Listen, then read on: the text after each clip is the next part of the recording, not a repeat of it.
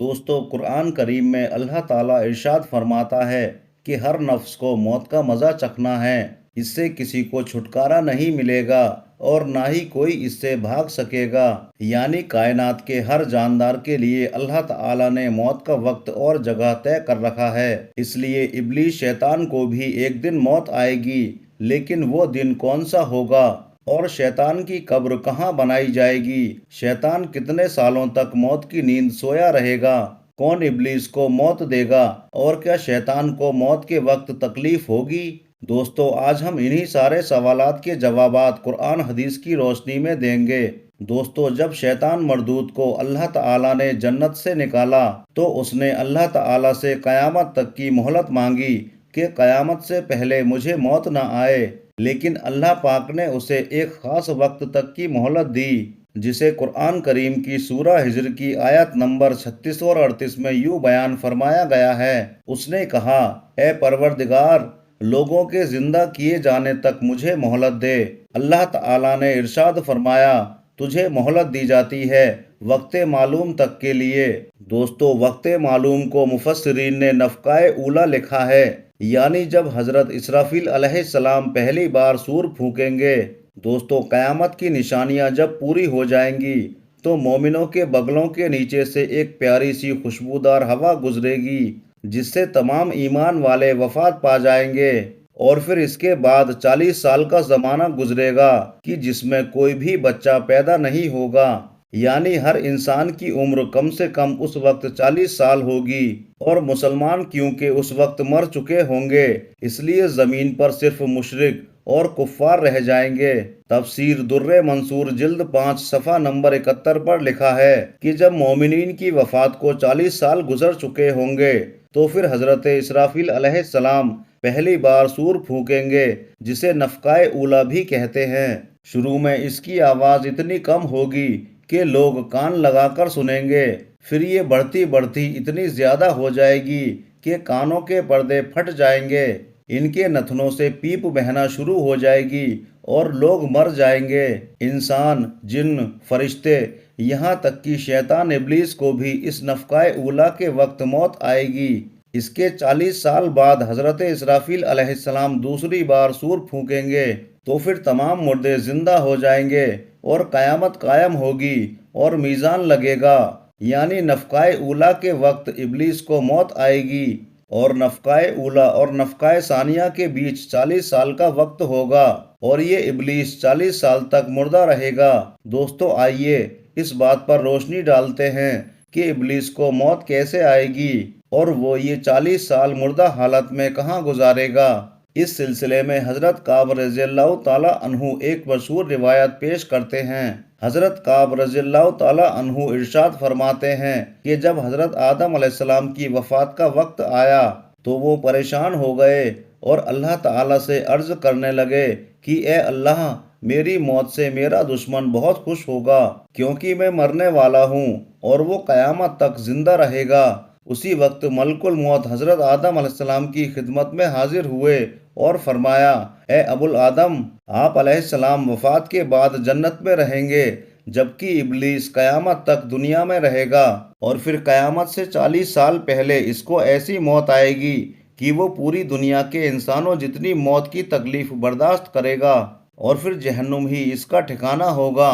حضرت کعب رضی اللہ تعالیٰ عنہ اور ارشاد فرماتے ہیں کہ حضرت آدم علیہ السلام ملک الموت سے فرمانے لگے کہ مجھے ابلیس کی موت کا منظر بیان کرو۔ ملک الموت علیہ السلام نے ابلیس کی موت کا حال بیان کرنا شروع کیا تو وہ اتنی دردناک موت تھی کہ آدم علیہ السلام اپنے آنسوؤں پر قابو نہ رکھ سکے۔ لوگ حضرت کعب رضی اللہ تعالیٰ عنہ سے عرض کرنے لگے، ہمیں بھی ابلیس کی موت کا کچھ منظر بیان کریں۔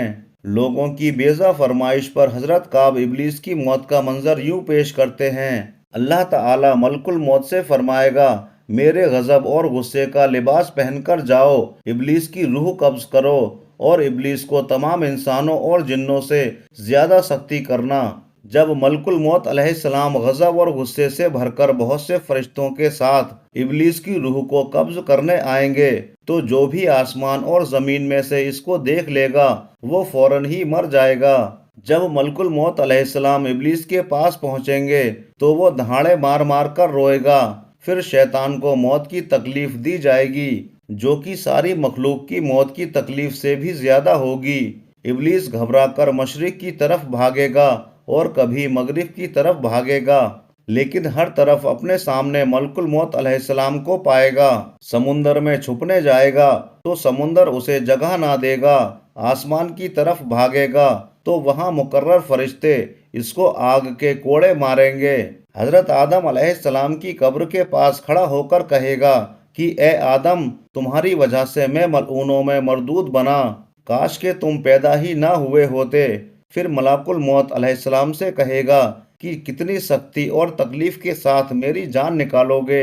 ملک الموت علیہ السلام فرمائیں گے، جتنے لوگ جہنم میں ہیں ان سب کی موت سے کہیں زیادہ تکلیف اور سختی کے ساتھ۔ یہ سن کر شیطان تڑپنے لگے گا اور چیختا چلاتا ادھر ادھر بھاگے گا اور اسی جگہ پہنچ جائے گا جہاں اس نے جنت سے نکلنے کے بعد پہلا قدم رکھا تھا۔ وہ جگہ آگ کے انگارے کی طرح سرخ ہوگی، زمین چنگارے کی طرح ہو جائے گی اور فرشتے اس کو گھیر لیں گے اور آرے سے اس کو چیریں گے۔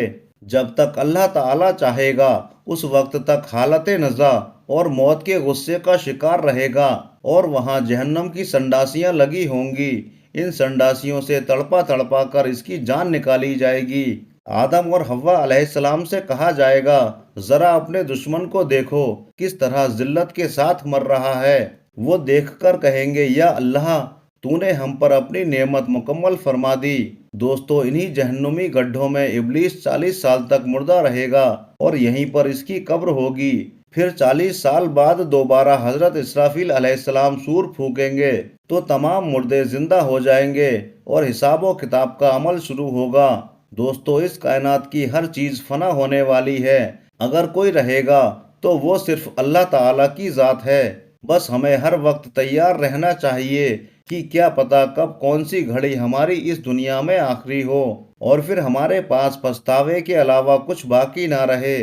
دوستو، آخر میں آپ سب سے میری ایک چھوٹی سی گزارش ہے، اور وہ یہ ہے کہ ہم سے اور آپ سے جانے انجانے میں ہماری زبان سے کچھ ایسے الفاظ نکل جاتے ہیں کہ جس سے ہمارا ایمان چلا جاتا ہے اور ہمیں ایمان جانے کی خبر بھی نہیں ہوتی، کیونکہ ہم اپنے کام میں اتنے مشغول ہوتے ہیں کہ ہمیں پتہ ہی نہیں چلتا۔ اس لیے دوستو، ہمیں اور آپ کو چاہیے کہ ہم اللہ تعالیٰ کی بارگاہ میں توبہ استغفار کرتے رہیں۔